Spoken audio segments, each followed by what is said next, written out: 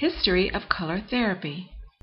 Using color as therapy dates back thousands of years. Evidence of this can be found in ancient texts from Egypt, China, and India.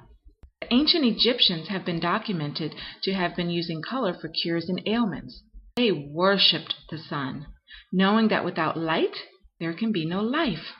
Their houses were built with colored panes of glass in the roof, through which the sun could shine and treat the person sitting inside.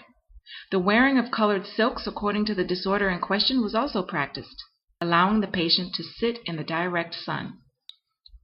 Now, in traditional Chinese medicine, each organ is associated with a color. The practice of Qigong links healing sounds with the color. Many practitioners claim that the roots actually lie in Ayurveda, an ancient form of medicine in India.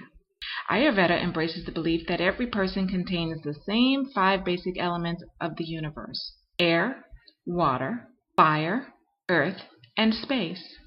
The proportions present in each individual is directly related to their personality and nature. When these elements become imbalanced by willful act or illness, Ayurvedic medicine uses the energy inherent in the colors of the spectrum to restore harmony.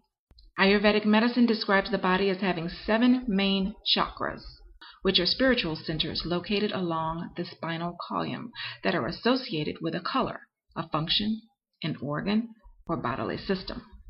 According to this explanation, these colors can become imbalanced and result in physical disease, but these imbalances can be corrected through using the appropriate colors as a treatment.